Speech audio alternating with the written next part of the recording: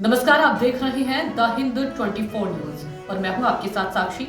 आइए नजर डालते हैं आज की बड़ी खबरों की ओर। सूरत के मांगरोल गैंगरेप मामले में सूरत कोर्ट ने दोषियों को आजीवन कारावास की सजा सुनाई है। यह घटना 8 अक्टूबर 2024 को नवरात्रि के दौरान कोसंबा पुलिस स्टेशन क्षेत्र में हुई थी, जहां 17 वर्षीय नाबालिग लड़की के साथ सामूहिक दुष्कर्म किया गया था। पुलिस की त्वरित कार्रवाई। घटना के तुरंत बाद पुलिस ने सक्रियता दिखाते हुए 48 घंटे के भीतर 2 आरोपियों को गिरफ्तार किया। हालांकि पूछताछ के दौरान एक आरोपी की तबीयत बिगड़ने से मौत हो गई। तीसरे आरोपी को भी पुलिस ने राजस्थान भागने की कोशिश करते समय गिरफ्तार कर लिया। न्यायिक प्रक्रिया। कोर्ट ने इस मामले में तेजी से कार्रवाई करते हुए 130 दिनों के भीतर ट्रायल पूरा किया और दोषियों को आजीवन कारावास की सजा सुनाई।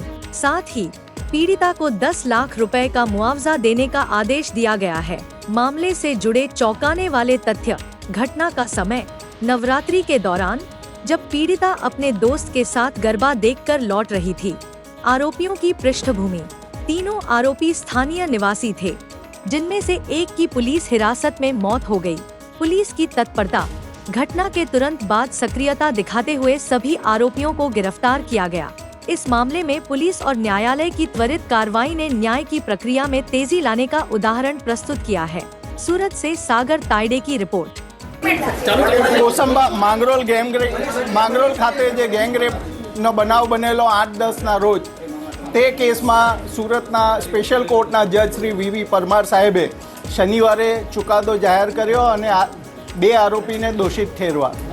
સજા બાબતનો ચુકાદો પેન્ડિંગ રાખવામાં આવેલો હતો. બંને પક્ષની દલીલો પૂર્ણ થયા બાદ આજે નામદાર કોર્ટના ન્યાયાધીશ શ્રી પરમાર સાહેબે ચુકાદો જાહેર કર્યો છે. તે પ્રમાણે બીએનએસની કલમ 72 એટલે ગેંગરેપના ગુનામાં બંને આરોપીને આજીવન કેદની સજા ફટકારી છે તથા 5,000નો દંડ કર્યો છે.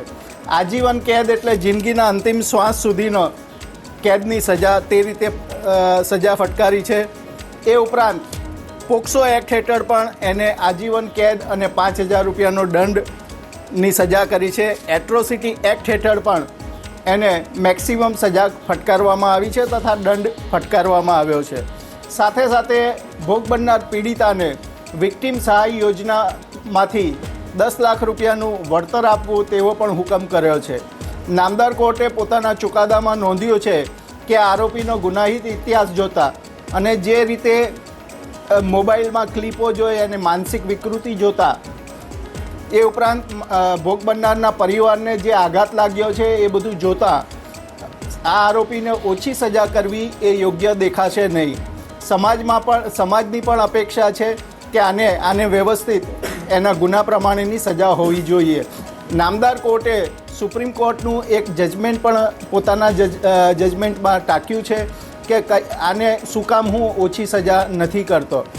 એ કેસમાં નીચલી કોર્ટે ઓછી સજા કરેલી, પણ નામદાર કોર્ટે કહ્યું કે ભાઈ આ બળાત્કારના કેસમાં આ રીતની ઓછી સજા કરવી પણ એ યોગ્ય નહીં ગણાશે. નામદાર કોર્ટે પોતાના ચુકાદામાં આરોપીની વર્તણૂક બાબતે સમાજને જે ન્યાયની જરૂરત છે તે બાબતે એ પણ ટિપ્પણી કરી છે. કુલ લગભગ 525થી ઉપર પાનાનું નામદાર કોર્ટે આજે જજમેન્ટ જાહેર કર્યું છે. देखते रहिए द हिंद 24 न्यूज।